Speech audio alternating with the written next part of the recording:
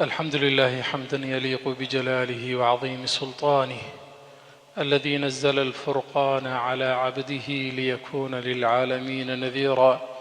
وأشهد أن لا إله إلا الله وحده لا شريك له، وأشهد أن محمدا عبده ورسوله. اللهم صل وسلم على عبدك ورسولك محمد وعلى آل بيته الطيبين الطاهرين وصحابته الغر الميامين، وعلى من سار على نهجه واستنى بسنته وقتفى آثاره إلى يوم الدين. اللهم لا سهل إلا ما جعلته سهلا، وأنت تجعل الحزن إذا شئت سهلا، فاجعل أمورنا كلها سهلا يا ذا الجلال والإكرام ويا أكرم الأكرمين. إخوتي الأعزاء، هذا هو درسنا 11 من سلسلة شرح ابن القاسم الغزي عليه رحمة الله. توقفنا في الدرس الماضي عند بيان ما يطلب ممن ترك شيئا من الصلاة نسيانا أو عمدا، كان هذا المتروك فعلا أو كان قولا. ونبدأ بإذن الله تعالى درسنا اليوم في فصل الأوقات التي تكره الصلاة فيها، الأوقات التي ينبغي على المسلم أن يتجنب الصلاة فيها. فهذه الكراهة عموما تنقسم إلى قسمين: كراهة تحريم وكراهة تنزيه.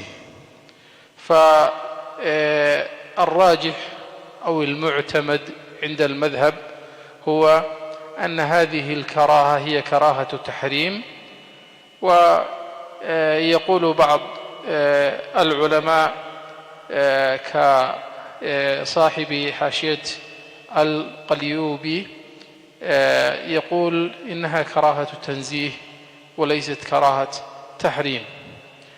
فيقول المؤلف رحمه الله: فصل في الأوقات التي تكره الصلاة فيها تحريما، كما في الروضة وشرح المهذب هنا، وتنزيها كما في التحقيق وشرح المهذب في نواقض الوضوء.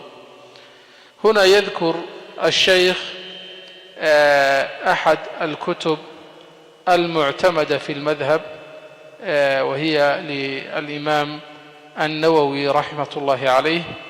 يقول في كتابه الروضة وفي كتاب شرح المهذب: الكراهة، الأوقات التي تكره فيها الصلاة هي كراهة تحريم.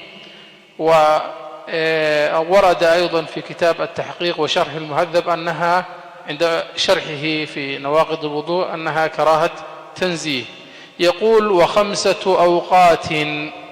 وخمسة أوقات لا يصلى فيها إلا صلاة لها سبب.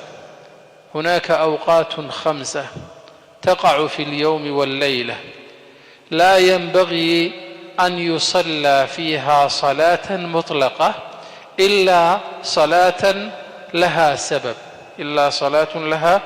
سبب.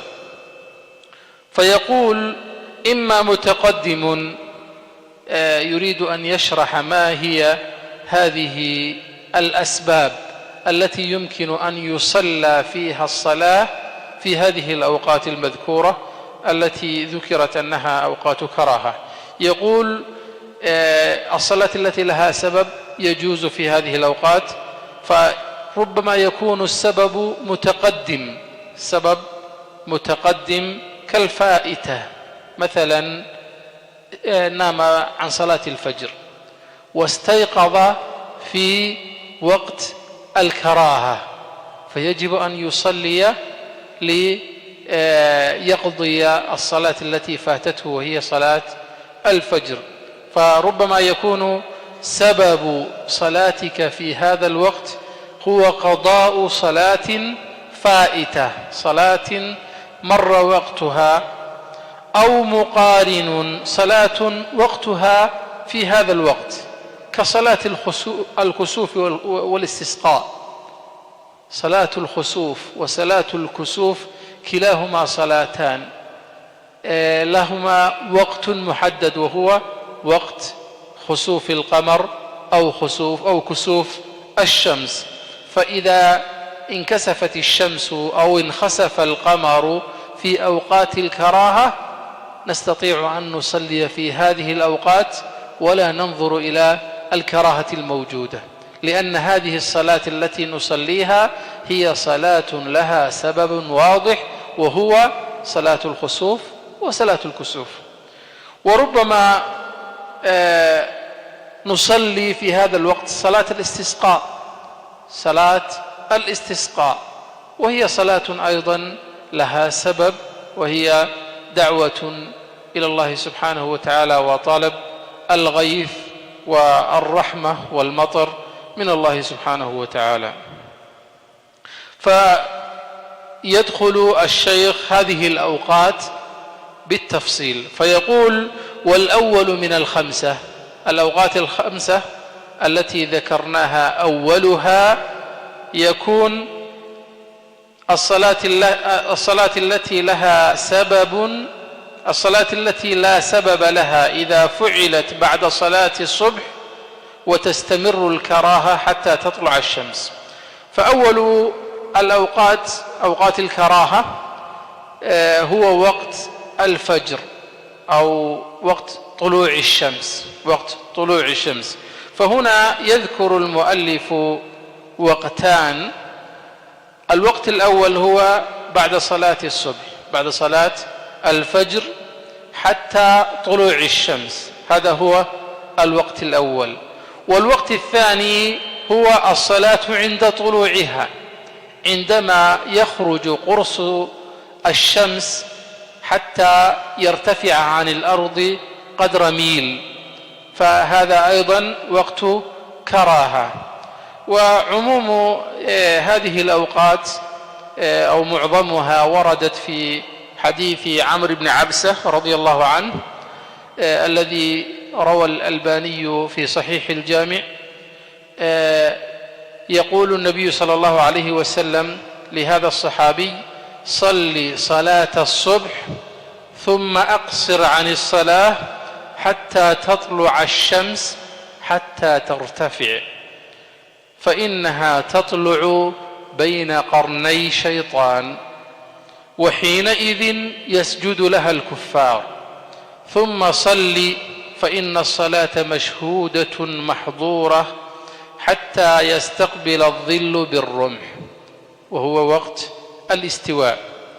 ثم أقصر عن الصلاة فإن حينئذ تسجر جهنم، أي تسعر جهنم. فإذا أقبل الفيء، أي إذا تحرك الظل من تحت القدمين، فصل فإن الصلاة مشهودة محظورة حتى تصلي العصر. ثم أقصر عن الصلاة حتى تغرب الشمس فإنها تغرب بين قرني شيطان، وحينئذ يسجد لها الكفار. في هذا الحديث النبي صلى الله عليه وسلم ذكر 3 أوقات. الوقت الأول بعد صلاة الفجر إلى طلوع الشمس حتى ترتفع قدر ميل، وهنا علماء الشافعية استنبطوا واستخرجوا من هذا الوقت أنهما وقتان: وقت بين صلاة الفجر وقبل طلوع الشمس، ووقت في حال طلوع الشمس حتى ترتفع قدر ميل. استخرجوا من هذا الوقتان. والوقت الثالث يكون حينما تكون الشمس في كبد السماء، وسط السماء، وظلك ينحصر تحت قدميك، فهذا الوقت هو وقت قبل الزوال، أو وقت يعني استواء الشمس في وسط السماء. هذا الوقت أيضا من أوقات الكراهة. والوقت الرابع هو بعد صلاة العصر حتى تغرب الشمس، هذا هو الوقت الرابع. والوقت الخامس هو حال غروب الشمس، حال غروب الشمس، لما إذا بدأت الشمس تختفي عن الأنظار حتى يختفي قرصها بالكامل، هذا هو الوقت الخامس. هذه الأوقات الخمسة وردت في هذا الحديث. فيقول: والثاني الصلاة عند طلوعها، فإذا طلعت، أي طلعت الشمس في الصباح حتى تتكامل، أي يخرج قرصها كله من الأرض وترتفع قدر رمح، وترتفع قدر رمح، أي يعني مسافة، أن ترتفع عن السماء عن الأرض مسافة في رأي العين. هذه مسافة تقديرية، لا أحد يستطيع أن يقيس الرمح بارتفاعها، لكن هذه مسافة تقديرية، مسافة تقديرية. والثالث الصلاة إذا استوت حتى تزول عن وسط السماء، أي إذا استوت الشمس في وسط السماء. في هذه الحالة لا ينبغي أن يصلي المسلم صلاة ليس لها سبب، لا ينبغي أن يصلي صلاة ليس لها سبب. ذكرنا أن الصلوات التي لها سبب يجوز في هذا الوقت، فيجب أو ينبغي أن ينتظر حتى تتحرك الشمس إلى جهة المغرب ويكون ظلك خارجا إلى جهة المشرق. في هذه الحالة يجوز لك أن تصلي صلاة الظهر، لأن وقتها بعد الزوال وليس قبله. وقت صلاة الظهر يكون بعد زوال الشمس عن كبد السماء. ويستثنى من ذلك في هذا الوقت الصلاة فيه، هناك استثناءات. يقول: ويستثنى من ذلك يوم الجمعة، فيجوز أن يصلي المسلمون صلاة الجمعة قبل الزوال، قبل أن تزول الشمس عن وسط السماء. هذا وقت الكراهة، يجوز أن يبدأ فيه الخطبة وأن يصلى فيه، يجوز. فقال: يستثنى من ذلك يوم الجمعة، فلا تكره الصلاة فيه وقت الاستواء. وكذا حرم مكة. كان الأفضل أن يذكر قبل بداية أوقات الكراهة هذه أن الحرم أو مدينة مكة ليست لها أي وقت للكراهة، أو الحرم بالتحديد ليس له أي وقت تكره فيه الصلاة، فكل الأوقات يجوز لك أن تصلي في الحرم. ودليل ذلك حديث جبير بن مطعم الذي أورده الترمذي وأبي داود وغيرهما. يقول النبي صلى الله عليه وسلم: يا بني عبد مناف لا تمنعوا أحدا طاف بهذا البيت وصلى أية ساعة من ليل أو نهار. الرسول صلى الله عليه وسلم طلب من عائلته، من أهله، بني عبد مناف، وهي الأسرة التي ينتسب إليها الرسول صلى الله عليه وسلم، والأسرة التي أيضا ينتسب إليها جبير بن مطعم. يقول: لا تمنعوا أحدا أن يصلي في الحرم أي وقت شاء من ليل أو نهار في أي ساعة كانت، فلذلك يجوز لك أن تصلي في الحرم في كل الأوقات، وليس هناك وقت للكراهة. فقال: وكذا حرم مكة المسجد وغيره، فعمم هذا أن مكة كلها حرم، وهذا الاستثناء يشملها. فلا تكره الصلاة فيه في هذه الأوقات سواء صلى سنة الطواف أو غيرها، فيجوز لك أن تصلي ما شئت ما دمت في مكة أو في المسجد الحرام. والرابع من هذه ذكرنا بعد صلاة الفجر إلى طلوع الشمس، وذكرنا الثاني في حال طلوع الشمس، وذكرنا الثالث وقت الاستواء، وذكرنا والرابع هو من بعد صلاة العصر حتى تغرب الشمس. الوقت الذي بين صلاة العصر وغروب الشمس هذا الوقت هو وقت كراهة، لا ينبغي أن يصلى فيها صلاة ليس لها سبب. من الصلوات التي لها سبب تحية المسجد. إذا دخلت المسجد في هذه الأوقات التي تقال هي أوقات كراهة لا ينبغي أن تصلي فيها، فتحية المسجد مشروعة لأنها صلاة لها سبب، وهو قدومك للمسجد، هذا سبب كافي لأن تصلي فيها. فيقول والرابع من بعد صلاة العصر حتى تغرب الشمس. وهذا الوقت ينحصر إلى وقت الإصفرار، عندما يتحول لون الشمس إلى الأصفر ويضيع النور اللامع من الشمس، يعني يضعف ضوءها فتتحول إلى لون الأصفر. فهذا هو الوقت الرابع. والخامس عند الغروب للشمس، عندما تغرب الشمس، فإذا دنت للغروب حتى يتكامل غروبها. هذا الوقت يبدأ في حال بدأت الشمس أن تغيب عن الأنظار، فتنتظر حتى يغيب كل القرص أو دائرة الشمس بالأرض، حتى يغيب هذا القرص عن الأنظار. فهذا هو الوقت الخامس. فهذه الأوقات الخمسة ذكرناها إذا كانت الصلاة لها سبب فيجوز، أما إذا كانت الصلاة ليس لها سبب فلا يجوز، فلا ينبغي أن يصلي.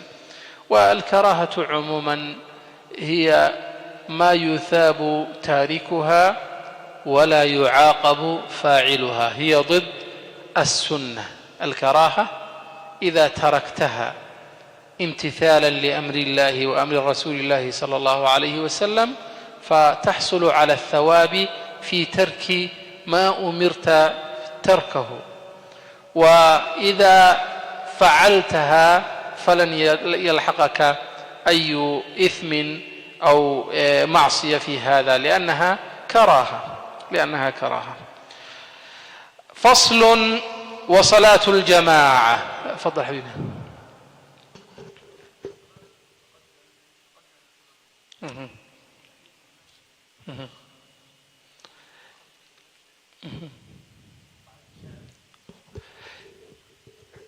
تحية المسجد سببها حاضر، سببها قائم وليس متأخر ولا متقدم، يعني بمجرد أن تدخل إلى المسجد يشرع لك أن تصلي ركعتين تحية للمسجد. أما الصلاة الفائتة هنا نعني صلاة واجبة تركتها، ربما انشغلت عنها، ربما نمت عنها، ربما يعني شغلك أي شاغل، فإذا تذكرت أنك لم تصلي هذه الصلاة والوقت من الأوقات التي ذكرت أنها أوقات كراهة فينبغي أن تصلي فيها. فصل. وصلاة الجماعة للرجال في الفرائض غير الجمعة سنة عند المصنف والرافعي. هنا يذكر حكم صلاة الجماعة. صلاة الجماعة هي الصلاة التي يجتمع فيها المسلمون ويكون لهم إمام يصلي بهم في مسجد أو في جامع أو في أي شيء يمكن أن يحل محلهما. إذا كانت هذه الصلاة تقام فما هو حكمها؟ هنا يذكر الشيخ المصنف وهو ابن القاسم الرافعي من الجهابذة من العلماء الكبار في المذهب الإمام الشافعي، من العلماء الذين خدموا هذا المذهب وصنفوا فيه وهذبوا مسائله وأخرجوه بهذه الصيغة. هو يعني له فضل كبير في هذا المذهب. فالرافعي ومصنف هذا الكتاب يقولون صلاة الجماعة سنة، صلاة الجماعة في المسجد سنة. والأصح عند النووي أنها فرض كفاية، حكم صلاة الجماعة أنها فرض كفاية. وفرض كفاية يعني أنه يجب على عموم المسلمين الذين يعيشون في منطقة من المناطق أن يقيموا الجماعة، أن يصلوا صلاة الجماعة. فإذا قام بعضهم وصلوا صلاة الجماعة سقط الإثم عن البقية. فهذا هو معنى فرض كفاية. ويدرك المأموم الجماعة. قبل أن نتجاوز هذا، فرض كفاية على من؟ هذا هو السؤال. على من تجب هذه الصلاة في الجماعة؟ يقول لكل الرجال وليست على النساء واجبة، هي فرض كفاية على الرجال البالغين وليست على الأطفال، العقلاء وليست على المجانين، الأحرار وليست على العبيد، المقيمين وليست على المسافرين، المستورين وليست على أي إنسان عاري. إذا كان هذا الإنسان لا يملك ثوبا يخرج به إلى المصلى ويصلي مع الجماعة فلا تجب عليه، فيجب أن يبقى في بيته لأنه مستور في هذه الحالة. ولا تجب أيضا المعذورين، من كان عذره بمرض أو بسبب آخر فلا تجب أن يحضر صلاة الجماعة. وصلاة الجماعة بعض الصحابة كانوا يعدونها أنه لا يتخلف عن صلاة الجماعة إلا منافق معلوم النفاق، فيقولون من لم يحضر المسجد ولم يكن في صفوفه كنا نعده أنه من المنافقين. يعني أوصلوا هذا الأمر إلى هذه المرتبة. فصلاة الجماعة يعني أفضل من صلاة الفذ ب25 درجة أو ب27 درجة كما وردت في الحديث عن الرسول صلى الله عليه وسلم. وأيضا صلاة الجماعة من الأمور التي تقوي رابطة المسلمين وتآلفهم وتراحمهم وتعاطفهم، وأيضا تعزز فيهم الوحدة، لأن المسلمين في صلاة الجماعة لهم إمام لا يستطيعون أن يتأخروا عن الإمام، يتابعونه، لهم يعني صف لا يميز بين الغني والفقير، بين صاحب الجاه والسلطة والرعية، كلهم في هذا الصف سواسية، كلهم يؤدون هذه الصلاة. وهذه من المعاني التي تظهر لنا أن هذا الإسلام هو دين تنظيم، هو دين ينظم حياة الإنسان، هو دين يعني ينبغي أن يكون للمسلمين قائد يقودهم ويوجههم، وليست حياتهم فوضى. فصلاة الجماعة لها معان كثيرة وينبغي أن نتنبه لها. تمام. ويدرك المأموم الجماعة مع الإمام في غير الجمعة ما لم يسلم التسليمة الأولى. هذه النقطة الشيخ يتحدث عن من يمكن أن نقول فلان أدرك الجماعة وله أجر الجماعة 25 درجة أو 27 درجة. فيقول إذا أدرك المأموم الجماعة قبل أن يسلم الإمام، قبل أن يقول الإمام السلام عليكم ويخرج من الصلاة، إذا أدرك فهو مدرك للجماعة له أجر الجماعة، إلا صلاة الجمعة، فصلاة الجمعة حالها مختلف وسنتطرق إليها بإذن الله تعالى. فيقول أما الجماعة في الجمعة، صلاة الجماعة في يوم الجمعة ففرض عين تجب على كل مسلم عاقل بالغ ذكر حر. هذه الصفات كلها تنطبق، يعني مقيم غير مسافر، كلها هي من شروط وجوب صلاة الجمعة. فصلاة الجمعة واجبة يجب أن يحضرها المسلمون كلهم، وتجب بالدرجة الأولى على الرجال، وسنة للنساء إذا حضرنا إلى مصلى المسلمين في صلاة الجمعة. ولا تحصل بأقل من ركعة، لا يقال لك أدركت صلاة الجمعة إن لم تدرك على الأقل ركعة. فإذا أدركت الإمام وقد خطب وانتهى من الخطبة ثم دخل إلى الصلاة وهو في الركعة الأولى فأنت أدركت صلاة الجمعة. إن أدركته وهو في الركعة الثانية أيضا يحسب لك صلاة الجمعة. أما إن أدركته بعد أن ركع في الركعة الثانية وقام وقال سمع الله لمن حمده، بعد هذا لا يحسب لك صلاة الجمعة. فإذا أدركت بعد قيامه أو الرفع من الركوع، إذا أدركت تصلي 4 ركعات صلاة الظهر، تصلي صلاة الظهر وليست صلاة الجمعة. لماذا؟ لأن صلاة الجمعة يحسب لك إن أدركتها قبل أن يرفع من الركوع في الركعة الثانية. تمام.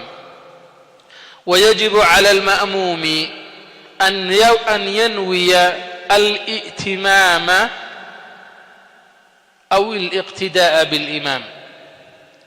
يجب على المأموم، الشخص الذي يصلي خلف الإمام، يجب عليه أن ينوي أنه يصلي خلف هذا الإمام، خلف الإمام، ولا يجب تعيينه. لا يجب أن يقول في نيته أصلي خلف فلان، خلف محمد، خلف عبد الله. فإذا قال ذلك، فإذا صلى ونوى أنه يصلي قبل فلان بعد فلان، أنه يصلي بعد هذا الإمام فلان، واتضح أنه ليس هذا هو الشخص الذي ظن أنه يؤمهم بل شخص آخر، فهذه تؤثر في الصلاة.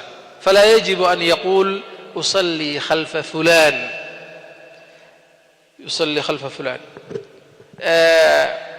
بعض العلماء يقولون إذا عينه بالاسم وطلع شخص آخر فهذه لا تحسب له صلاة الجماعة. أما إن قال أصلي خلف فلان هذا وأشار بيده إلى الإمام فأصبح شخصا آخر، فهو يعني نيته صحيحة. لماذا؟ لأنه أشار باليد وذكر هذا الشخص المعين، فإن لم يكن بالاسم الذي ذكره يقال هذه النية نية صحيحة. تمام. فيقول ولا يجب تعيينه، بل يكفي الاقتداء بالحاضر وإن لم يعرفه. فإن عينه يعني سماه بالاسم وأخطأ بطلت صلاته هنا باطلة، لأن نيته نية غير صحيحة، إلا إن انضمت إليه إشارة كقوله نويت الاقتداء بزيد هذه الإشارة تعين هذا الشخص المشار إليه، فإن طلع فبان عمرا مثلا أصبح هذا الشخص عمرا فتصح لأنه أشار باليد. دون الإمام فلا يجب في صحة الاقتداء به في غير الجمعة نية الإمامة.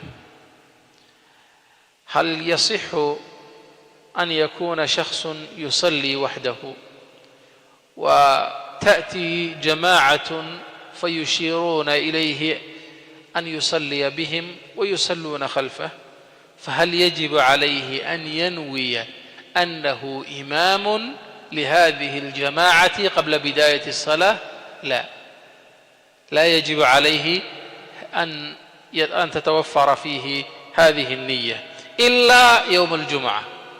يوم الجمعة يجب أن ينوي، في غير الجمعة نية الإمام، بل هي مستحبة في حقه، يعني عموم الإمامة مستحبة أن ينوي، يعني إذا كان هناك أشخاص يصلون خلفه أن ينوي أنه يؤمهم، هذه مستحبة أو سنة وليست واجبة. فإن لم ينوي فصلاته فرادا. إن كان يصلي وحده وأصبحت خلفه أو انضم إليه جماعة، فما حكم صلاته؟ هل هي صلاة الجماعة؟ لا، لم ينوي هذه، فيكتب له أجر شخص صلى بمفرده. أما الجماعة التي خلفه فيكتب لهم أجر الجماعة.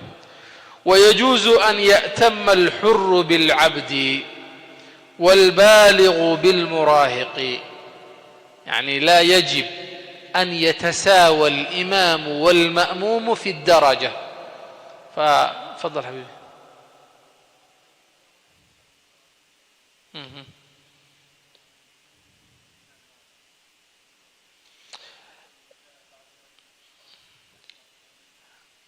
يستطيع أن ينوي هذه، نعم، لأن هناك يعني أوقات كان الرسول صلى الله عليه وسلم يصلي وحده وكان خلفه جماعة من الجن يصلون خلفه جماعة، ويعني هناك يعني ربما ينضم إليك أشخاص، فإذا نويت نية أن تكون إمام ورفعت صوتك وجاء جماعة خلفك يصلون معك، فهذه تحسب لك أنها نية الجماعة، فتستطيع أن تنوي هذه.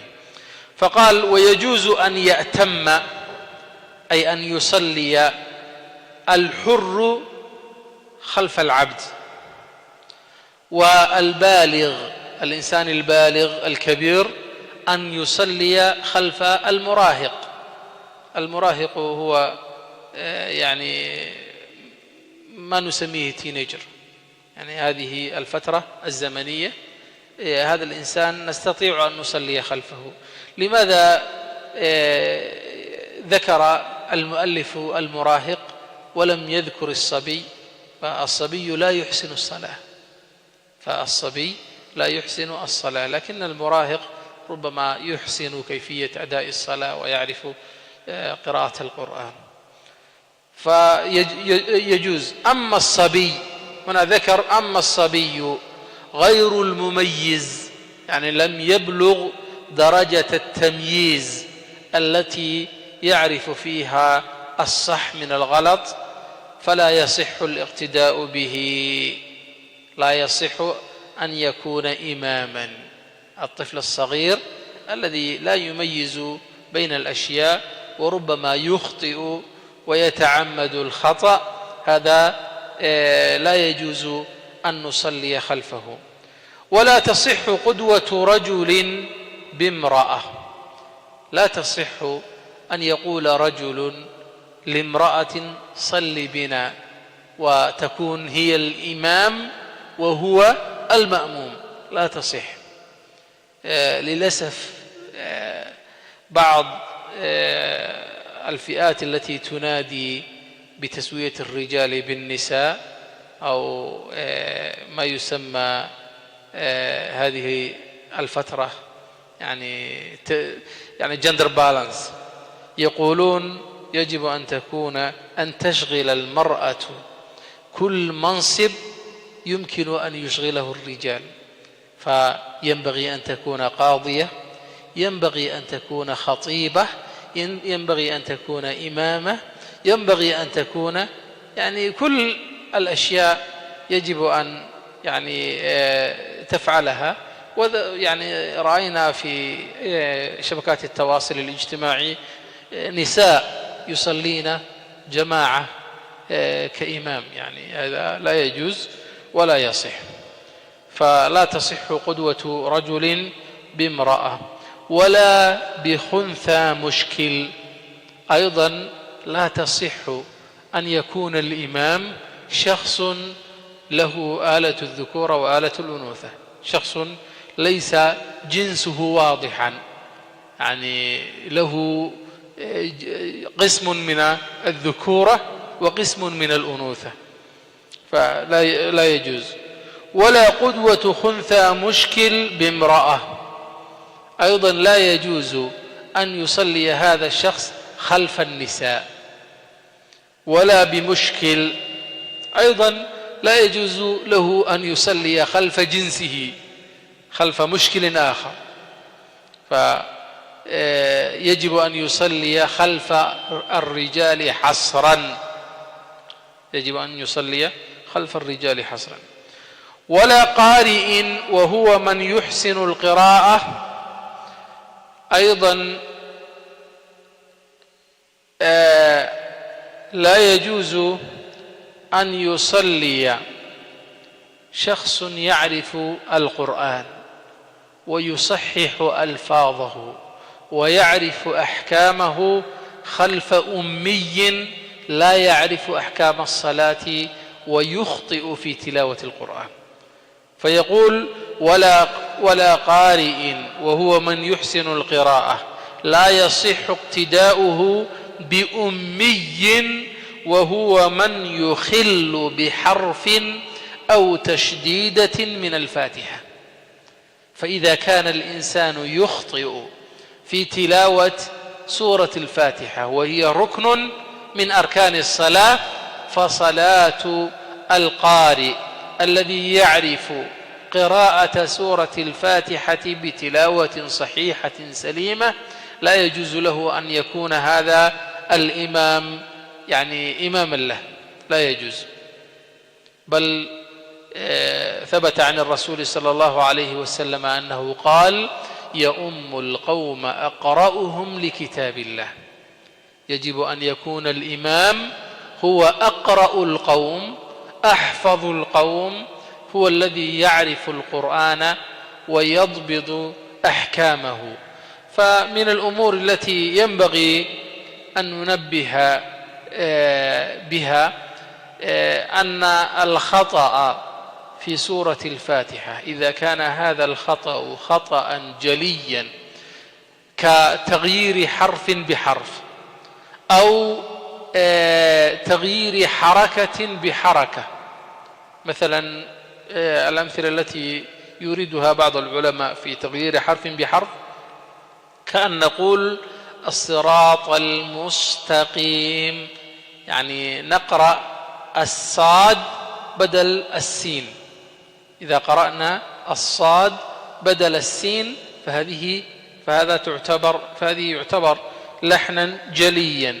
وتغيير حرف بحرف أيضا بدل مستقيم أن نقول مستقيم بالنون، أيضا هذا من اللحن الجلي.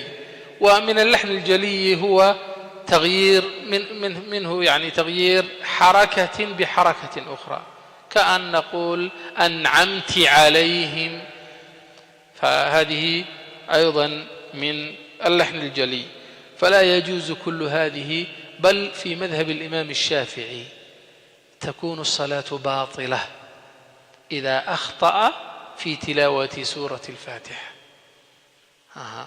فيجب أن يتنبه لهذا. فيقول: ثم أشار المصنف لشروط القدوة. هنا ذكر المصنف ما الذي يشترط لمن يكون إماما للناس، فيقول بقوله: وأي موضع صلى في المسجد بصلاة الإمام فيه، أي المسجد، وهو أي المأموم عالم بصلاته، أي الإمام بمشاهدة المأموم له أو بمشاهدته بعض الصف، أجزأه. هنا يذكر الشيخ متى يمكن أن يكون من يقتدي بالإمام أن يقول: هذا إمامي، أنا أقتدي بهذا الإمام.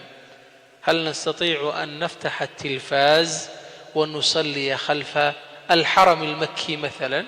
هل يجوز ذلك؟ ما هي المعايير والضوابط لهذا الشيء؟ فيذكر الشيخ هنا يقول: إذا كان الإنسان الذي يصلي خلف الإمام الذي يقتدي به في المسجد، هما في مسجد واحد، والإمام والمأموم كلاهما في هذا المسجد، والمأموم يعرف ويدرك ويعلم حركات الإمام من ركوع وسجود وقراءة للقرآن، يستطيع أن يشاهد الإمام بنفسه، أو يستطيع أن يشاهد صفا من صفوف المأمومين. في هذه الحالة قدوته لهذا الإمام والصلاة خلفه جائزة، يجوز له أن يصلي خلف هذا الإمام. أي أجزأه، أي كفاه ذلك في صحة الاقتداء، بشرط ما لم يتقدم عليه.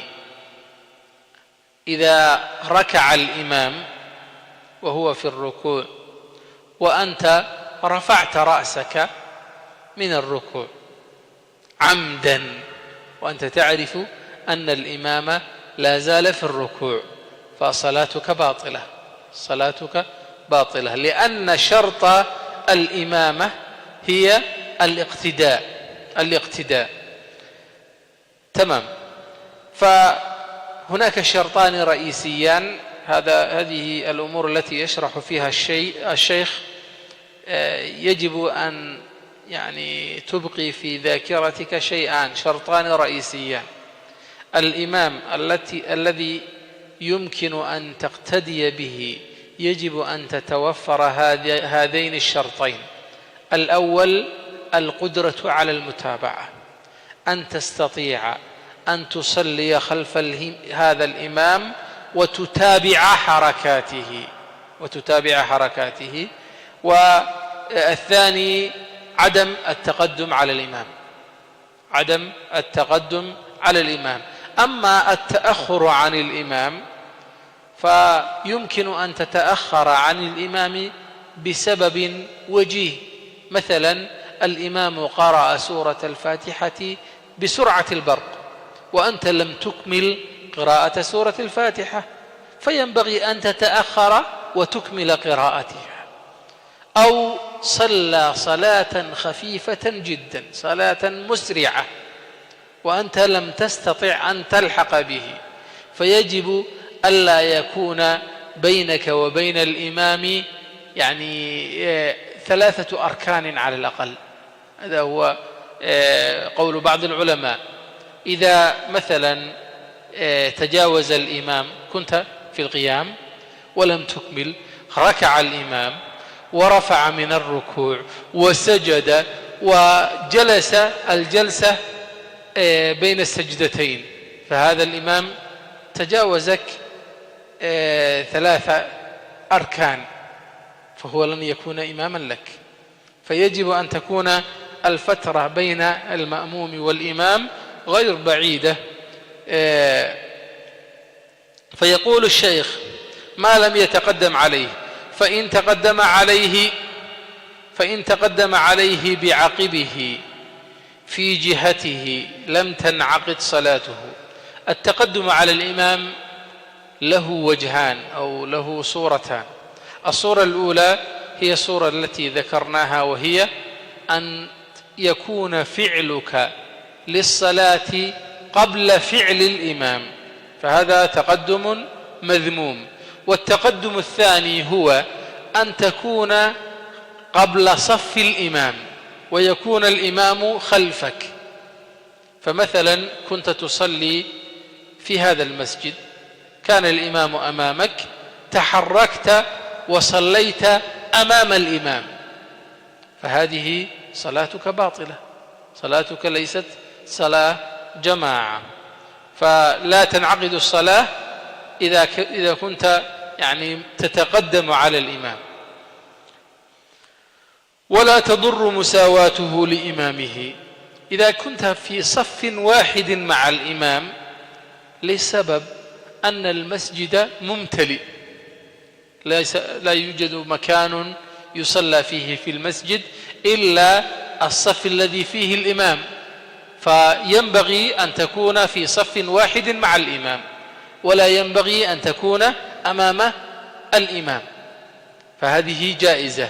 أما إن تحركت ويكون عقبك أو قدمك أمام قدم الإمام فهذه لا تجوز، هذه لا تجوز.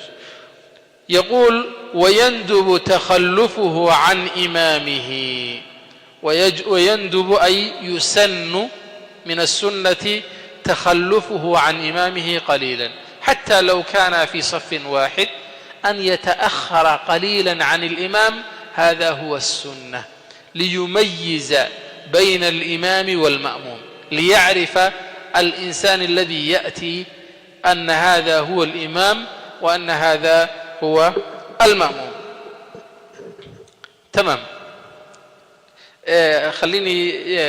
دعني أذكر أولا حديثا من حديث رسول الله صلى الله عليه وسلم. مسألة التقدم على الإمام ورد عن أبي هريرة رضي الله عنه عن النبي صلى الله عليه وسلم قال: أما يخشى أحدكم أو ألا يخشى أحدكم إذا رفع رأسه قبل الإمام أن يجعل الله رأسه رأس حمار. هذا وعيد شديد، أو يجعل الله صورته صورة حمار. هذا الحديث يدل على من يتقدم على الإمام ويرفع رأسه قبل رفع الإمام، حري أن يخاف من هذا الوعيد الشديد، أن يحول الله سبحانه وتعالى رأسه أو صورته رأس أو صورة حمار. فهذا وعيد شديد يدل على تحريم التقدم على الإمام. تفضل حبيبي.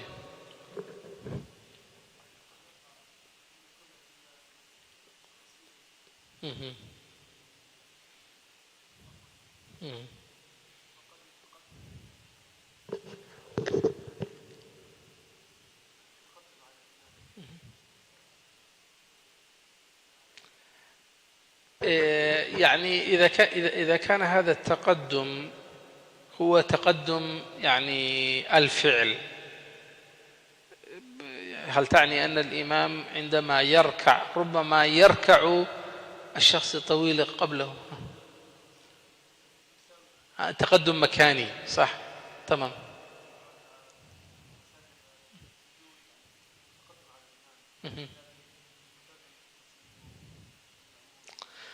ما يحسب في الصلاة ليس مكان السجود، بل عقب أو قدم الإنسان.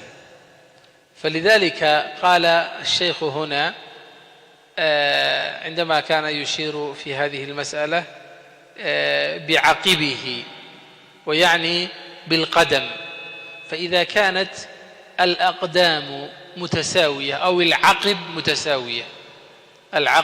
متساوية فلا بأس في تقدم مكان السجود على الإمام، فيجب أن نراعي مكان الوقوف وليس مكان السجود. تمام.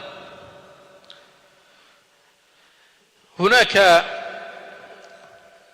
مرة أو وقت ربما يضيف الإمام ركعة زيادة على الصلاة، مثلا كانت الصلاة صلاة المغرب وقام الإمام إلى ركعة رابعة، فما الذي يمكن أن يفعله المأموم؟ أولا ينبه الإمام على أنه أخطأ ويقول سبحان الله للرجال، وتصفق المرأة بضرب باطن أصابع اليمنى على ظاهر اليسرى، على ظاهر كف اليسرى. وإذا عرف المأموم وقام مع الإمام في هذه الركعة الرابعة فما هو حاله؟ صلاته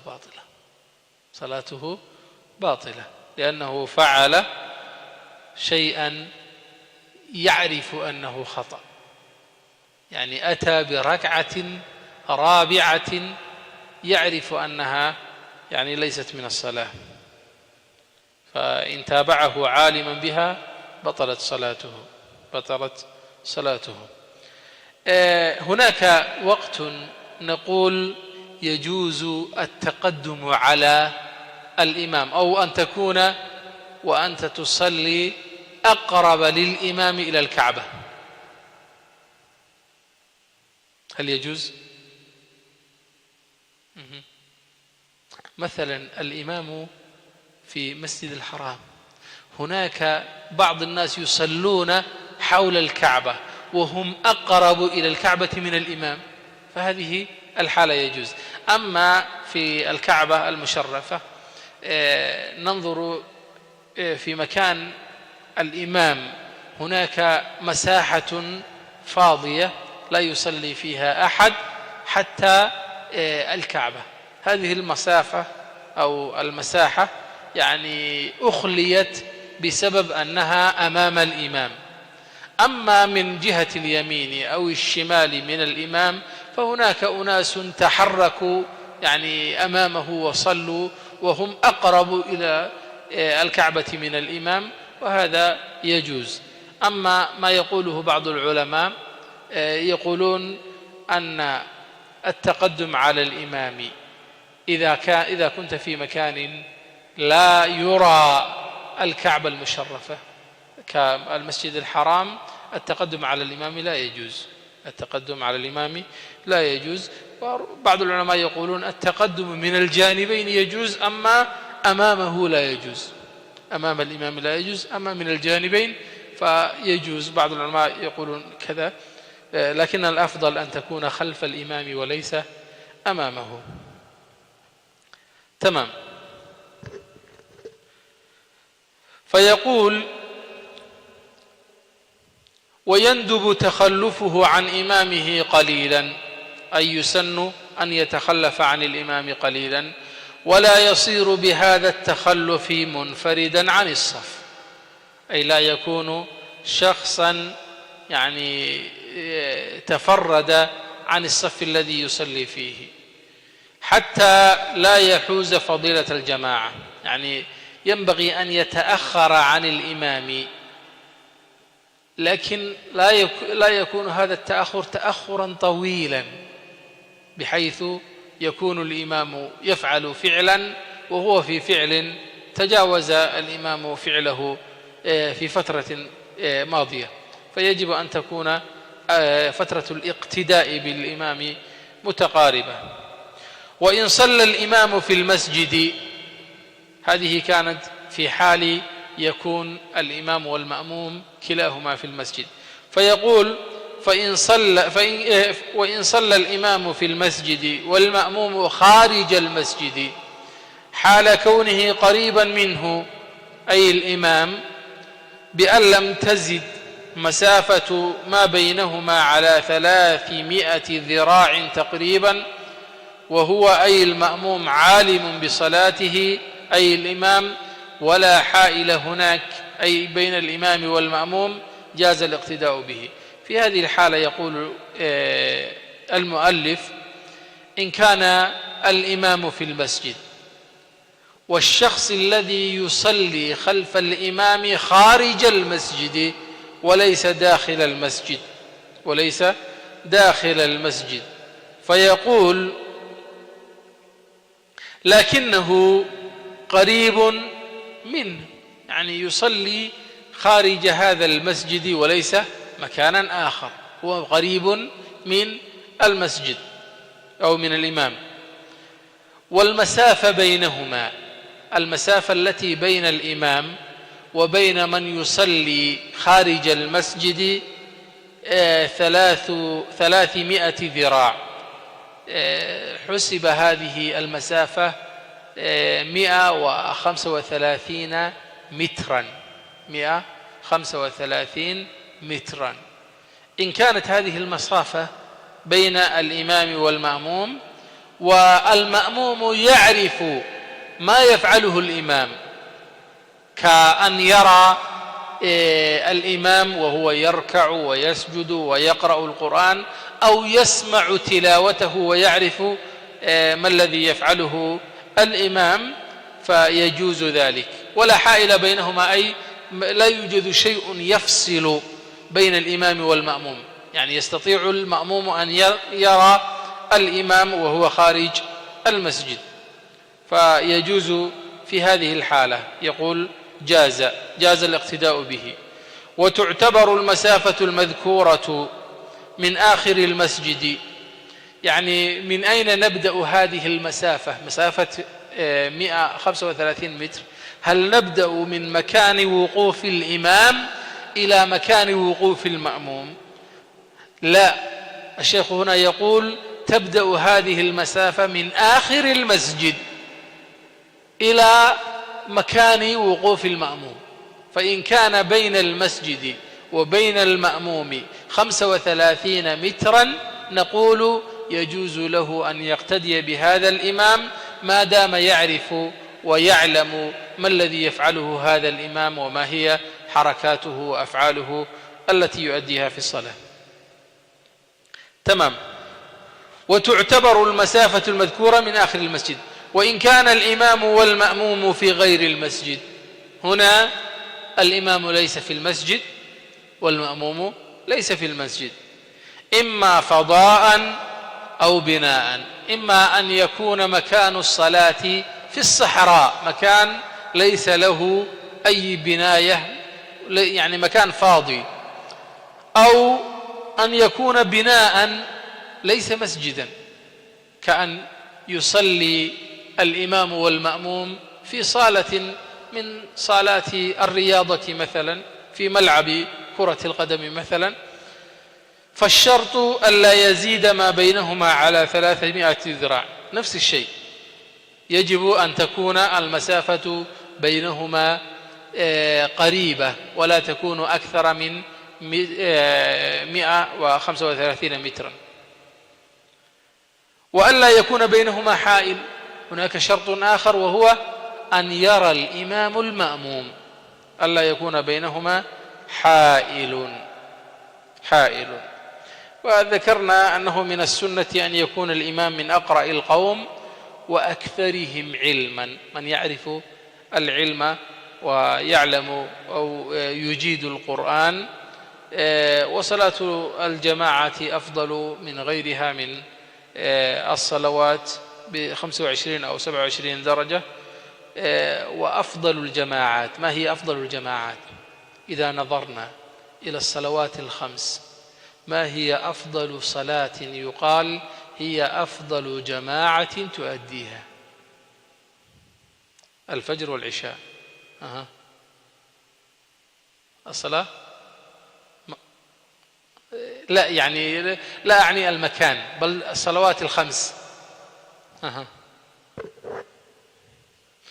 ما هي أفضل الجماعة التي تؤديها في اليوم والليلة. صلاة العصر أفضل صلاة جماعة هي جماعة يوم الجمعة. ذكرنا أنها فرض كفاية. والذي يليه هو فجر يوم الجمعة، وثم باقي صلاة الفجر في الأيام غير الجمعة، الأيام 6 الباقية، ثم يليها في الأجر صلاة العشاء، ثم يليها العصر. أما بعض العلماء يقولون صلاة الظهر وصلاة المغرب فمتساويان في الأجر، فمتساويان في الدرجة أو في الأفضلية عند الشافعية. تمام. فصل. فضل. عادي.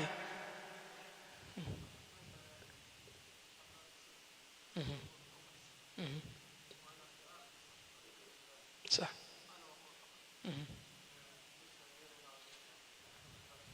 صح. ما دام الأفضل أن تكون قريبين من بعض، أما ما دام ليس بينكما هذه المسافة الطويلة أكثر من 135 متر، وتستطيع متابعته وتستطيع أن تقتدي به، فأنت في جماعة.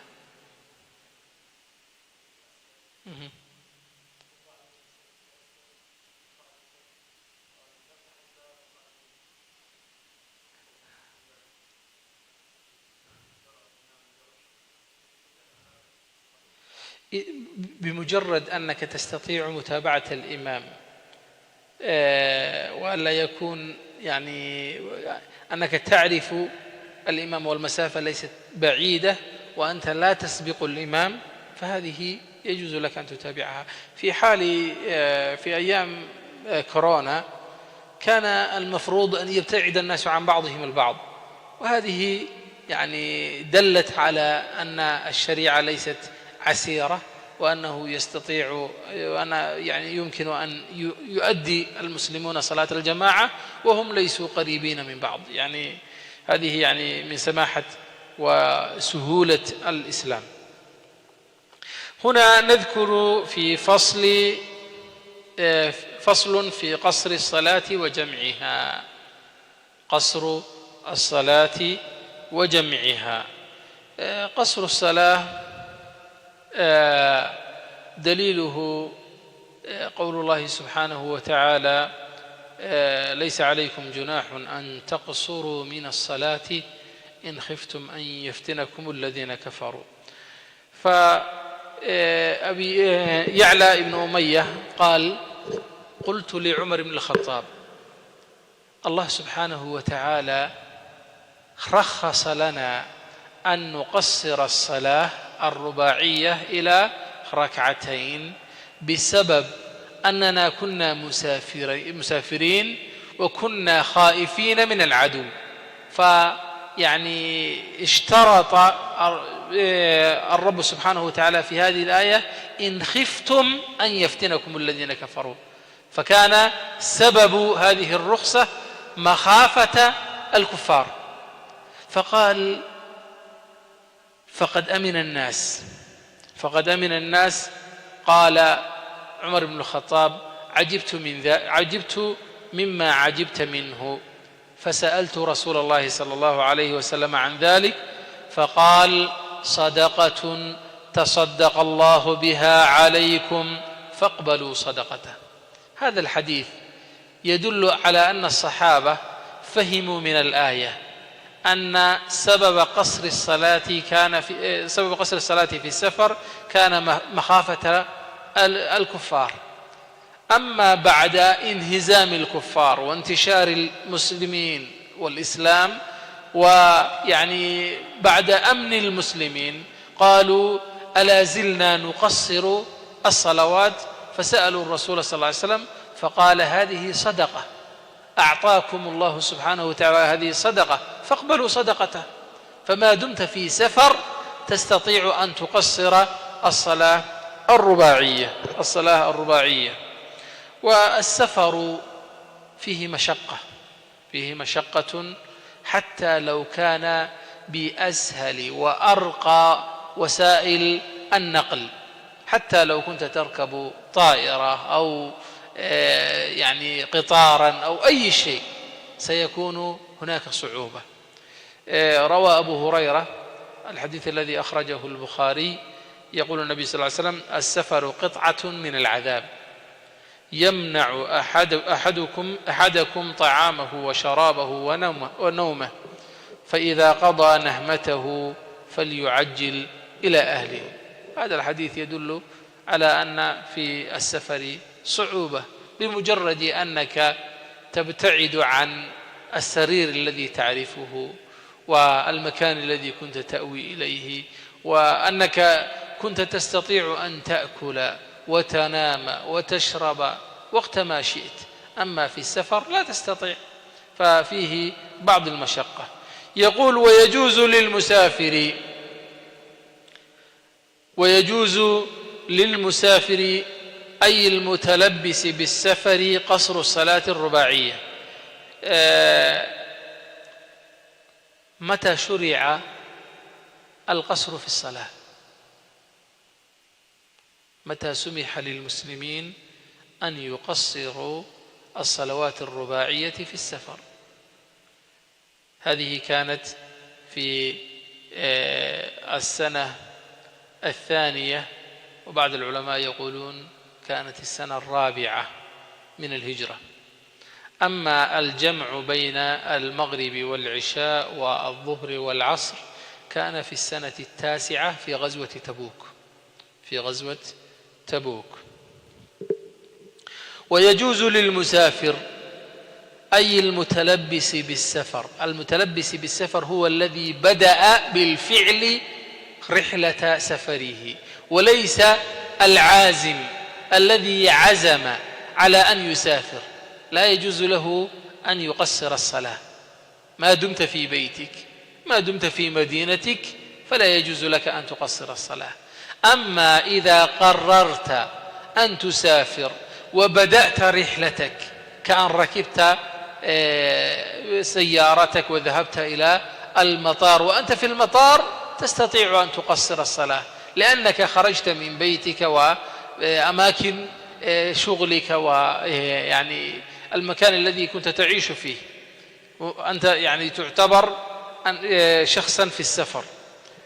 فيقول: يجوز للمسافر أي المتلبس بالسفر قصر الصلاة الرباعية لا غيرها.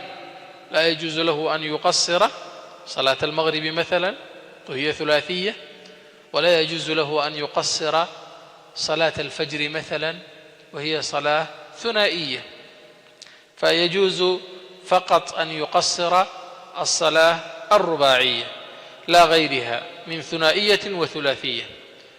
ويجوز قصر الرباعية بخمس شرائط. يجوز أن يقصر الرباعية ب5 شرائط. الأول أن يكون سفره أي الشخص في غير معصية، فإذا كنت تسافر لتعصي الله سبحانه وتعالى فليس لك رخصة، لا يجوز لك أن تقصر الصلاة، ولا يجوز لك أن تجمع بين الصلاتين، ولا يجوز لك أن تفطر فيها. إن كنت في رمضان لا يجوز لك أن تفطر ما دام سفرك في معصية الله سبحانه وتعالى، فلا رخصة لك. من الأمور التي تدخل في المعصية سفر المرأة بدون محرم، هذه من المعصية، سفر المرأة بدون محرم. والسفر لأجل أن تفعل المعاصي في بلاد الغربة.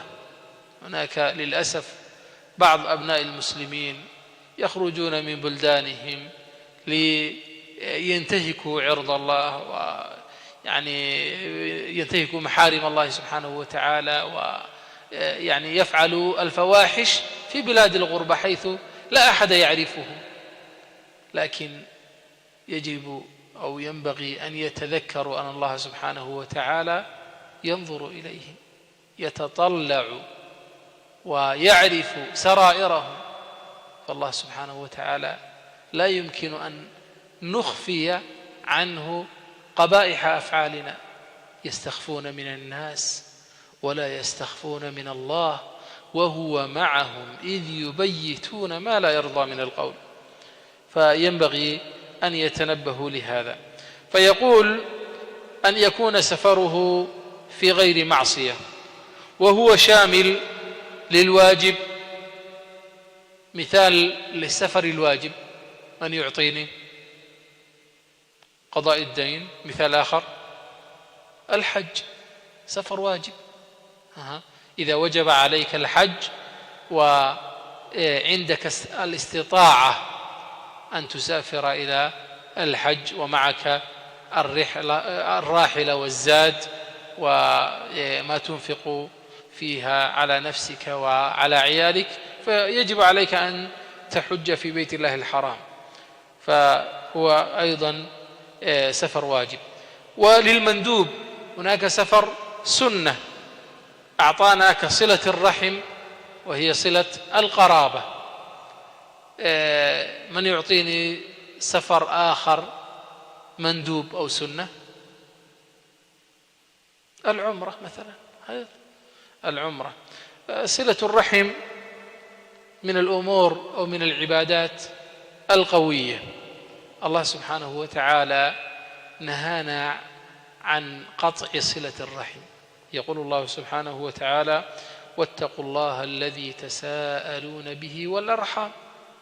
الله سبحانه وتعالى سيسأل عن الأرحام وصلتهم والإحسان إليهم. ويقول في آية أخرى: فهل عسيتم إن توليتم أن تفسدوا في الأرض وتقطعوا أرحامكم. فهنا قرن بين الإفساد في الأرض وبين قطع الأرحام وهذا يدل على عظم بل الآية التي تليها: أولئك الذين لعنهم الله فأصمهم وأعمى أبصارهم. هذه آيات تدل على أن صلة الرحم واجبة ويجب أن يتنبه لها. فيقول: وللمباح كسفر تجارة.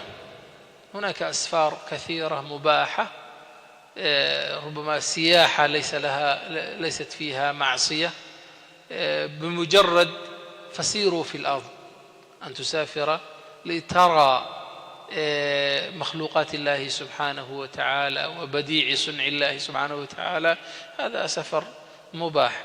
أما سفر المعصية كالسفر لقطع الطريق، قاطع الطريق سفره سفر معصية، فلا يترخص فيه بقصر ولا جمع، ليست له أي رخصة إذا كان نية السفر نية محرمة. أما من سافر إلى بلد ولم ينوي أنه سيفعل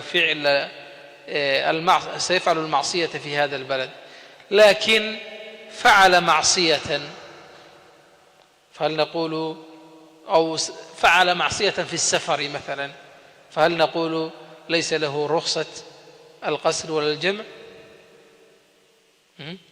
له رخصة؟ له رخصة؟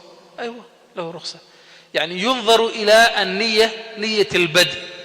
فهذا الإنسان بدأ في سفر مباح، سفر يجوز له أن يسافر، لكن فعل معصية كأي إنسان، فمعصيته وذنبه عليه. أما سفره فيبقى سفرا لأجل سفرا غير معصية، يبقى هذا سفر غير معصية ولا تحسب أوكي. يقول: والثاني أن تكون مسافته، الأول كان أن يكون هذا السفر سفر في غير معصية.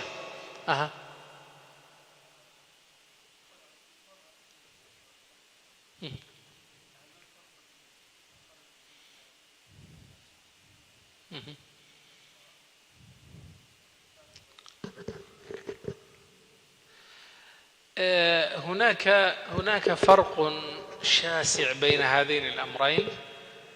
وجود الإنسان في مدينة يعني يسكنها أناس، في هذه الحالة إذا حدث لها شيء، فإذا حدث يعني يمكن أن يتعرف لها، يمكن أن تكون يعني في حماية الجيران الأقارب، يعني أهل المدينة الذين يعرفونها.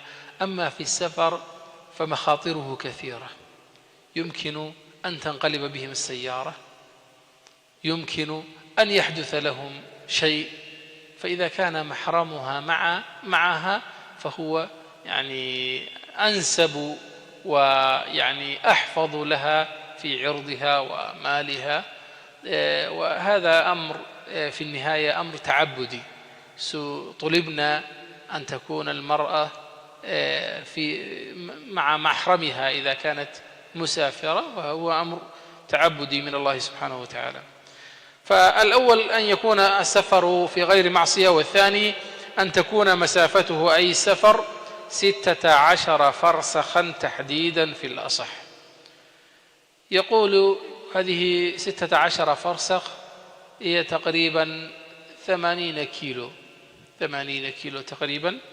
يقول أن يكون السفر سفرا طويلا، وهذا الشرط هو شرط محصور عند الشافعية وليس عند بقية الأئمة، بل يقول العلماء وهو الراجح ما يمكن أن يطلق عليه سفر يدخل في السفر، ما يمكن أن يطلق عليه سفر. ربما هذه المسافة 16 فرسخا أو 80 كيلو ربما تكون مسافة في مدينة واحدة، فلو بدأت من بداية مثلا مدينة روما إلى نهايتها ربما تكون بهذا الطول. فإذا كانت هذه المدينة بهذا الطول هل نقول نحن في سفر؟ لا، ما دمنا في نفس المدينة فلسنا في سفر. أما إن خرجنا من هذه المنطقة وذهبنا إلى مثلا مدينة أخرى، إلى مثلا ردير، هذه رحلة سفر. فالسفر هو الخروج التام من المدينة، هذا المكان الذي كنت فيه أن تخرج منه وتذهب، ويكون تكون رحلتك ما يطلق عليها سفرا. أما الشافعية فيحددون السفر بهذه المسافة، وهي 82 أو 87 كيلو، 16 فرسخ. تمام. ولا تحسب مدة الرجوع منها.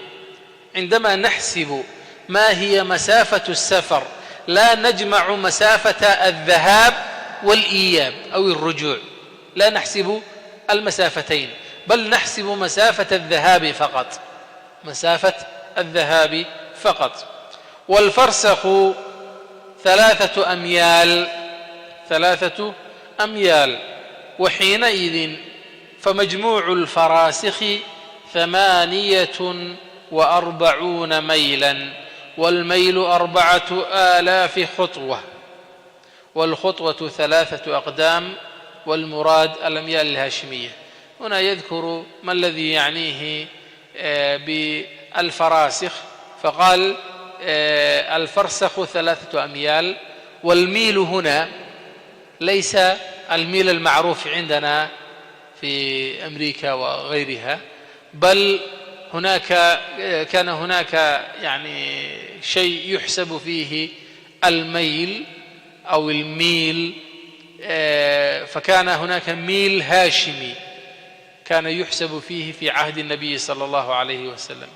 هذا الميل تغير في عهد بني أمية، فأحدثوا ميلا آخر سموه ميل الأمويين أو ميل أمية. فينبه الشيخ الميل الذي يعنيه هنا هو ميل الهاشمي، الميل الهاشمي، وقدره بأنه 4000 خطوة. إذا حسبنا خطوة الإنسان فهي 4000 خطوة، 4000 خطوة. فكيف نحسب الخطوة الواحدة؟ هناك إنسان له رجلان طويلان يمكن أن يخطو خطوة طويلة، وربما هناك بعض البشر يخطون خطوة قصيرة، فقال والخطوة هي 3 أقدام. قدم الإنسان أن تضع أمام بعضها 3 مرات، فهذا تعتبر خطوة. ف4000 خطوة هي الميل. والثالث أن يكون القاصر مؤديا للصلاة الرباعية. الشرط الأول كان أن يكون السفر في غير معصية، والشرط الثاني هو أن تكون مدة أو مسافة السفر 82 كيلو تقريبا. والشرط الثالث هنا أن يكون المسافر يصلي خلال سفره هذا صلاة رباعية، مثل صلاة الظهر أو صلاة العصر أو صلاة العشاء. فإن كان مثلا سافر بعد صلاة العشاء وسيصل إلى هذه المدينة قبل صلاة الظهر، فهل له أن يقصر؟ قلنا بدأ سفره بعد صلاة العشاء وسيصل إلى المدينة التي يذهب إليها قبل صلاة الظهر، فهل يستطيع أن يقصر؟ لأنه لا يوجد صلاة رباعية بين هذين الوقتين. صلاة العشاء انتهت، يعني يصلي صلاة الفجر ولا تقصير ولا قصر في صلاة الفجر. فيقول الشرط الثالث هو أن يكون القاصر، الشخص الذي يقصر الصلاة الرباعية إلى 2 هذا الشخص يجب أن يكون مؤديا، يجب أن يصلي صلاة رباعية كالظهر والعصر والعشاء. أما الفائتة حضرا فلا تقضى في السفر مقصورة. مثلا كنت في مدينتك هنا في إدمنتون، وكان المفروض أن تصلي صلاة العصر، لم تصلي في هذه المدينة، ذهبت في سفر وتوقفت خلال سفرك، فهل تستطيع أن تصلي صلاة العصر 2؟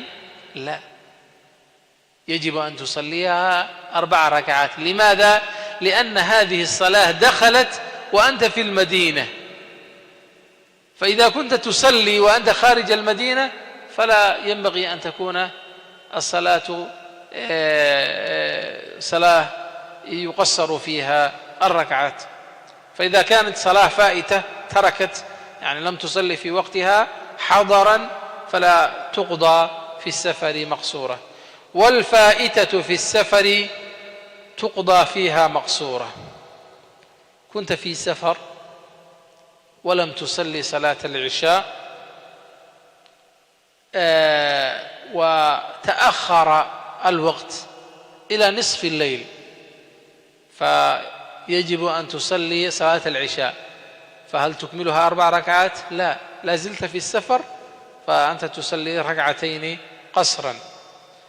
أما إن وصلت إلى المدينة وأنت لم تصلي الصلاة التي كان ينبغي أن تصليها في السفر، فيجب أن تقضيها 4 ركعات وليست قصرا. ما دمت في مدينتك، ما دمت في الحضر، فيجب أن تقضيها صلاة كاملة. والرابع أن ينوي القصر للصلاة مع الإحرام بها. الشرط الرابع هو أن يقترن نية الصلاة مع القصر. يعني كنت بدأت صلاة الظهر، فقبل بداية الصلاة يجب أن تنوي أنك تصلي 2 فقط وليس 4 ركعات. أما إن بدأت الصلاة ولم تنوي أنك تقصرها، لكن فكرت وقلت والله كنت في سفر ويجوز لي أن أقصر فسأصلي ركعتين. لا يجوز لك، يجب أن تكملها 4 ركعات، لأن النية يجب أن تقترن مع تكبيرة الإحرام. مع قولك الله أكبر يجب أن تكون هناك نية أنك تصلي ركعتين وليس 4 ركعات ما دمت في السفر. تمام. والخامس ألا يأتم في جزء من صلاته بمقيم. إذا كنت مسافر وجئت إلى مدينة وصليت في مسجد هذه المدينة، والإمام من أهالي هذه المدينة، فصليت خلف هذا الإمام، يجب أن تكمل الصلاة، لا تستطيع أن تقصرها. أدركت شخصا يصلي وصليت خلفه وهذا الشخص من أهل المدينة فأكمل الصلاة، يجب أن تكملها معه. حتى لو أدركت ركعة واحدة من صلاته فيجب أن تكمل بقية الركعات الثلاث. فقال الخامس ألا يأتم، ألا يكون إمامه في جزء من صلاته بمقيم، أي بمن يصلي صلاة تامة، بمن يصلي صلاة تامة. الأفضل أن يقول ألا يأتم في جزء من صلاته بمتم، كان الأفضل ذلك. لماذا؟ يعني حصر إكمال الصلاة بالمقيم، فإذا كان المسافر لا يرى أن يأخذ رخصة القصر ويريد أن يكمل الصلوات الرباعية كلها، فلا يجوز لك إذا تصلي خلف هذا الإنسان المسافر الذي يصلي 4 ركعات لا تستطيع أن تصلي ركعتين خلفه. فكان ينبغي أن يقول بمتم، أي بمن يصلي صلاة تامة. تفضل حبيبي.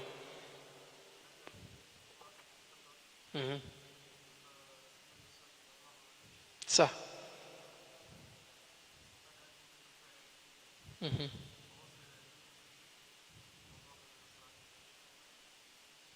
صح. إذا كان وقت صلاة العشاء لم يدرك بعد، يعني هناك فترة قبل أن يؤذن المؤذن صلاة العشاء فلا زال في وقت صلاة المغرب، فيستطيع أن يؤدي صلاة المغرب في هذه الحالة.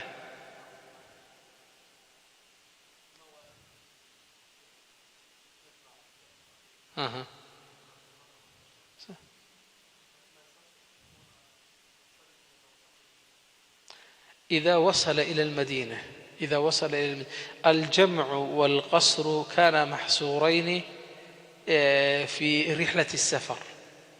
أما إن لم ينتهز هذه الفرصة وأدرك أو دخل مدينته وقد بقي من وقت صلاة المغرب وقت، فيجب أن يصلي المغرب في هذا الوقت ويصلي العشاء في وقته، فلا يوجد قصر ولا جمع.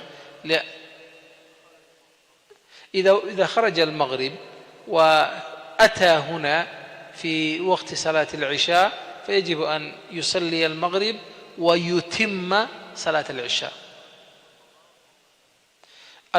يعني إذا خرج وقته يكون قضاء، لأن وقته يعني بمجرد أن يكون وقته موجودا يكون أداء، أما إن خرج هذا الوقت فيكون قضاء. تمام. يقول ليدخل المسافر المتم. ويجوز للمسافر سفرا طويلا مباحا أن يجمع بين صلاتي الظهر والعصر تقديما وتأخيرا، وهو معنى قوله في وقت أيهما شاء، وأن يجمع بين صلاتي المغرب والعشاء تقديما أو تأخيرا، وهو معنى قوله في وقت أيهما شاء. هنا يذكر الشيخ الجمع تكلم في القصر أولا، وهو قصر الصلاة الرباعية. أما الجمع هو أن يجمع بين المغرب والعشاء وبين الظهر والعصر، فيجوز لك أن تصلي في وقت أي من هاتين الصلاتين. مثلا إذا كنت تجمع بين الظهر والعصر تستطيع أن تصلي جمع تقديم، وهو أن تصلي الظهر وتقدم وقت صلاة العصر إلى وقت الظهر، أو جمع تأخير، وهو أن تترك الصلاة في وقت صلاة الظهر وتصلي الظهر والعصر في وقت العصر. ونفس الشيء ينطبق على المغرب والعشاء. وشروط التقديم 3. ما هي الشروط التي يجب أن تتوفر في حال أردت أن تصلي جمع تقديم؟ فيقول: الأول أن يبدأ بالظهر قبل العصر، يعني تصلي جمع تقديم، فيجب أن تكون الصلاة التي كانت مقدمة هي صلاة الظهر ثم صلاة العصر، والمغرب قبل العشاء. فلو عكس، فلو صلى العصر ثم الظهر، أو صلى العشاء ثم المغرب، فلو عكس كأن بدأ بالعصر قبل الظهر مثلا لم يصح، فهذا ليس جمعا، بل لا يجوز أن نقدم صلاة على صلاة. يجب أن تكون الصلوات على الترتيب الذي ذكر في القرآن والسنة.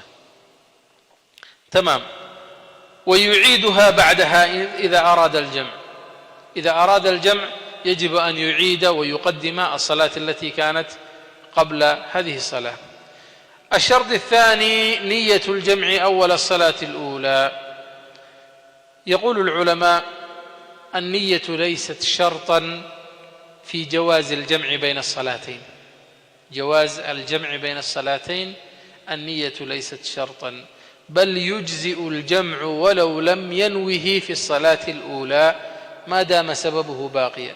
مثلا كنا نصلي هنا صلاة المغرب، فبدأ الثلج يتساقط بكثرة، أو يعني بدأ المطر الغزير يعني يتساقط، فلو أمطرت السماء بهذه الغزارة، أو أصبح الجو يعني باردا جدا، فنقول نستطيع أن ننوي الجمع بعد الانتهاء من الصلاة الأولى. وليس شرطا أن تكون نية الجمع قبل بداية الصلاة الأولى، الصلاة التي نجمع بها مع الأخرى. فيقول بعض العلماء: ما دام سبب الجمع باقيا وهو السفر، أو يعني حالة عارضة كالحالات التي ذكرناها، هذه يعني يجوز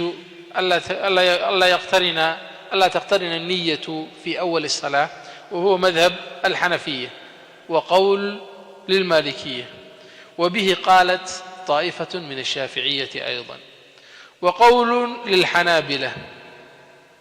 هذا اختاره ابن تيمية وذهب إليه ابن حجر وابن باز وابن عثيمين.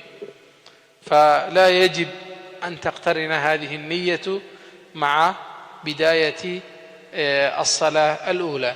أما هنا الشيخ يقول: نية الجمع أول الصلاة الأولى، يقول يجب أن ينوي أنه يجمع بين الظهر والعصر أو بين المغرب والعشاء قبل أن يبدأ الصلاة الأولى، بأن تقترن نية الجمع بتحرمها، أي بتكبيرة الإحرام، ويستمر وقتها إلى السلام.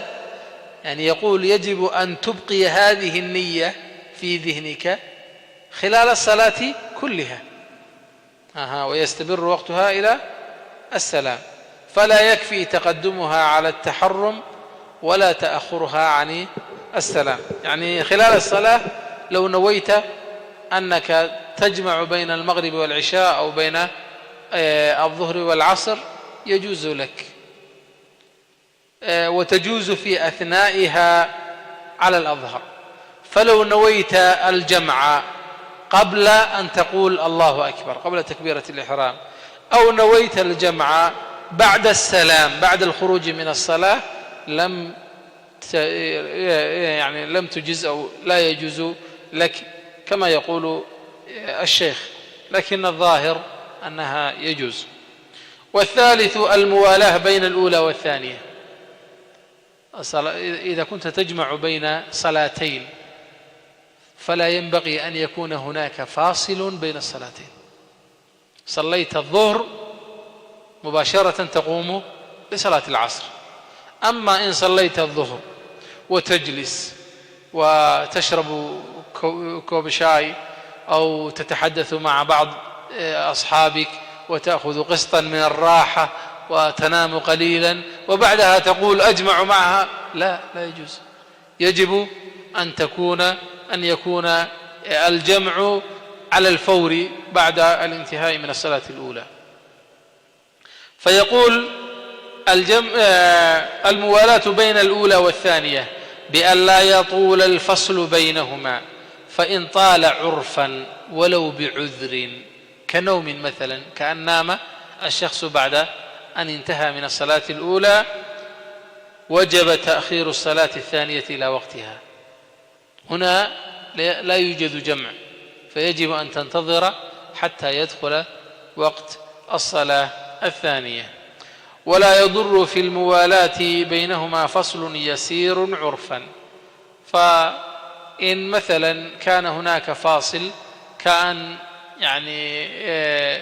أردت إسعاف شخص كان يصلي معكم، أو رتبت بعض الأمور، أو كان هناك سيل يدخل إلى المسجد وسديت هذا السيل، أو فعلت شيئا ليس وقتا طويلا بين الصلاتين، فيجوز لك، فينظر إلى عرف هذا الفاصل كم مقداره. وأما جمع التأخير فيجب أن يكون فيه بنية الجمع. إذا كنت تصلي في صلاة العصر الظهر والعصر، أو في وقت صلاة العشاء المغرب والعشاء، فيجب أن تكون بنية الجمع. لماذا؟ لأنك أخرت صلاة عن وقتها إلى وقت الصلاة الثانية، فهنا يجب أن تكون هناك نية التأخير. وتكون هذه النية في وقت الأولى، ويجوز تأخيرها إلى أن يبقى من وقت الأولى زمن لو ابتدأت الأولى فيه كان أداء. تستطيع أن تؤخر هذه النية قليلا، لكن يجب أن تكون النية في بدايتها. ولا يجب في جمع التأخير ترتيب ولا موالاة ولا نية جمع على الصحيح في الثلاثة. ما الذي يقول هنا؟ يقول الشيخ: لا يجب في جمع التأخير إذا مثلا أخرت صلاة إلى وقت الصلاة الثانية أو التي تليها، لا يجب في جمع التأخير ترتيب تصلي هذه الصلاة وتصلي الصلاة التي بعدها. إذا كان هناك فاصل بينهما فيجوز، لا يجب موالاه، لا يجب أيضا نية الجمع، لأنك أصلا تصلي الصلاتين في وقت واحد، فلا يجب نية الجمع على الصحيح في الثلاثة. ويجوز للحاضر أي المقيم في وقت المطر أن يجمع بينهما، أي الظهر والعصر والمغرب والعشاء، لا في وقت الثانية. أن يقدم أن يصلي جمع تقديم في وقت المطر أو الثلج أو البرد، كل هذه الأوقات يجوز لنا أن نجمع الصلاتين جمع تقديم وليس جمع تأخير. فيقول يجب أن نصلي في وقت الأولى لا في وقت الثانية، بل في وقت الأولى منهما، إن بل المطر أعلى الثوب وأسفل النعل ووجدت الشروط السابقة في جمع التقديم. هنا يشترط المطر الذي نستطيع أن نجمع فيه الصلاة، يقول إذا بلل النعل ووصل إلى أعلى الثوب، يعني إذا كانت المياه أعلى على الكعب بحيث يصل ثوبك في المياه، في هذه الحالة نستطيع أن نجمع بين الصلاتين. ويشترط أيضا وجود المطر في أول الصلاتين، أن يكون المطر موجودا في بداية الصلاة الأولى، ولا يكفي وجوده في أثناء الأولى منهما. هذا هو الشرط. لكن بعض العلماء يقولون لا يشترط أن يكون المطر في بداية الصلاة. إن كان المطر خلال الصلاة وكان غزيرا ويتأذى الناس من الحضور إلى الجماعة مرة أخرى، فينبغي أن نجمع بين الصلاتين. فهذا هو الأقرب إلى التيسير في هذه الأمور. إن شاء الله ننتهي من هذه ونتوقف بإذن الله تعالى.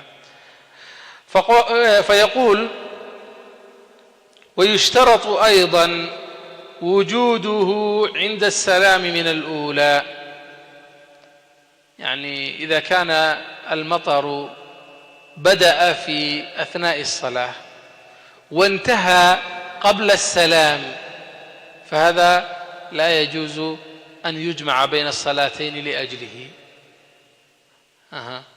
أما إن استمر، يعني سواء استمر المطر بعد ذلك أم لا، يعني يشترط أن يكون المطر موجودا في حال السلام، ويشترط أيضا وجوده عند السلام من الأولى، سواء استمر المطر بعد ذلك أم لا. لا ينظر هل يستمر المطر أم لا. وتختص رخصة الجمع بالمطر بالمصلي في جماعة بمسجد أو غيره من مواضع الجماعة بعيد عرفا. هنا يذكر من له الحق في الجمع بين الصلاتين لأجل المطر. إذا كان الإنسان يحضر المسجد غالبا أو كان ينوي أن يصلي هذه الصلوات في جماعة المسجد فله رخصة الجمع. أما إن كان يعرف أنه لا يأتي إلى الصلاة التالية، الصلاة الأخرى، إلى المسجد، لا يصلي في الجماعة، لا يهمه ذلك، فليست له رخصة الجمع، فينبغي أن يذهب إلى بيته ويصلي كما كان يصلي. هذا هو ما يريد شرحه الشيخ. تمام. ويتأذى الذاهب للمسجد أو غيره من مواضع الجماعة بالمطر في طريقه. هنا أضاف شرطا آخر، وهو أن وجود الأذى من الذهاب إلى المسجد. لا أعرف إن كانت هذه موجودة في وقتنا هنا ونحن نذهب إلى المسجد بالسيارة ولا شيء يتبلل، يعني ثوبك يكون نظيفا ولا تصيبك السماء بشيء.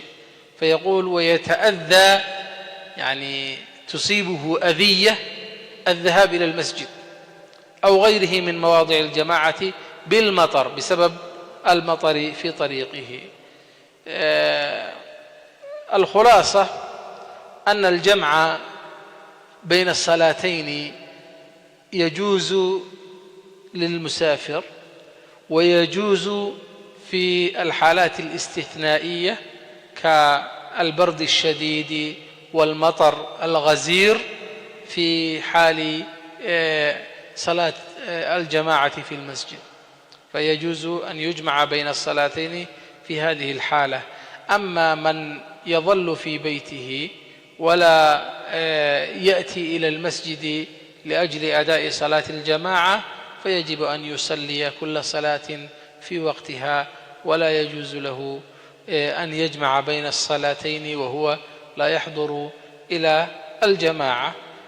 سنبدأ في درسنا المقبل إن شاء الله شرائط وجوب الجمعة بإذن الله تعالى. ننتهي من هذا، وإن شاء الله إذا كانت هناك أسئلة تفضل حبيبي. وإياك.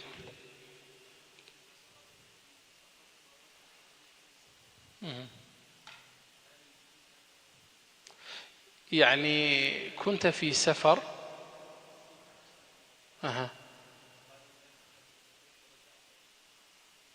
إلى سفر آخر لا زالت لديك رخصة القصر، بما أنك، لأن سبب القصر أو قصر الصلاة كان سببه السفر. إذا يعني تركت صلاة كان ينبغي أن تصليها وأنت مسافر وتذكرتها وأنت في سفر، فتستطيع أن تقضيها قصرا بسبب أن الحالة التي كنت فيها لا زالت موجودة، فتستطيع أن تقصرها إذا كانت الصلاة صلاة رباعية كالظهر والعصر والعشاء.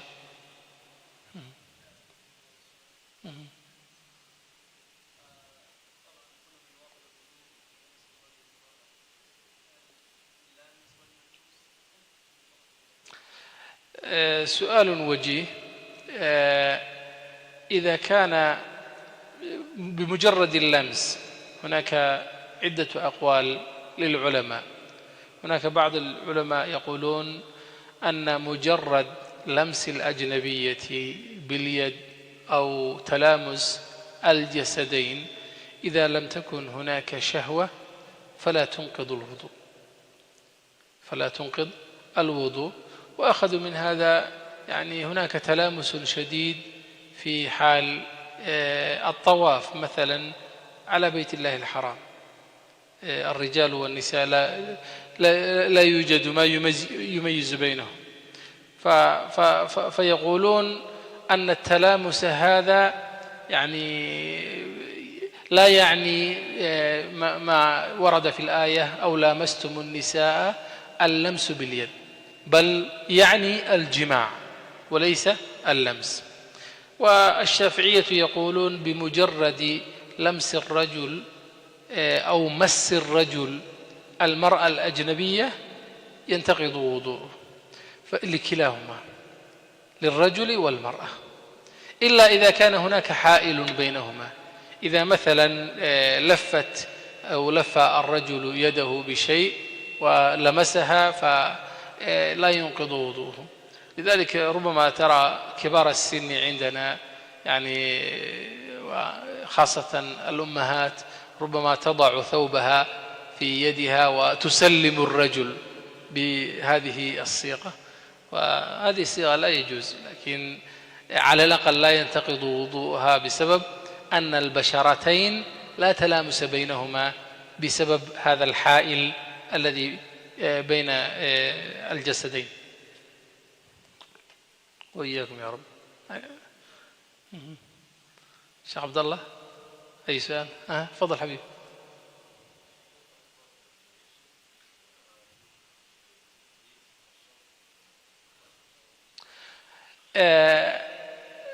القصر في الصلاة قلنا الشافعية يقولون أن يكون السفر 82 كيلومتر، هذا هو يعني السبب يمكن أن يقصر فيه الصلاة. أما العلماء يعني معظم العلماء يقولون إذا كان يعني مجرد ذهابك إلى سفر ما يطلق عليه سفر فتستطيع أن تأخذ رخصة الجمع.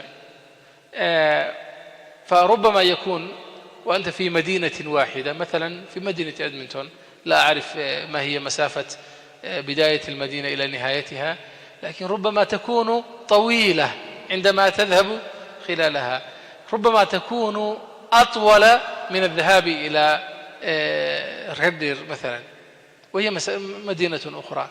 فنقول هذه مسافة المدينتين مسافة يجوز لنا قصرها، والمسافة في المدينة الواحدة هي ليست سفرا، بل أنت في مدينتك. مدة السفر لا يوجد مدة، لا يوجد مدة، لأن النبي صلى الله عليه وسلم ظل شهرا كاملا في يعني سافر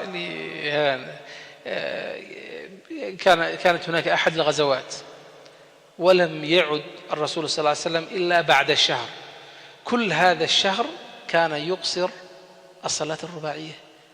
فالشرط هنا أن تكون نية السفر موجودة.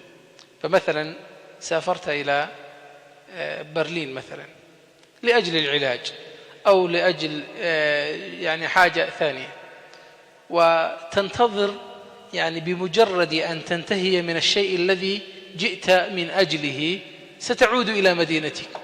ما دمت بهذه الحالة فأنت مسافر، أنت مسافر. لا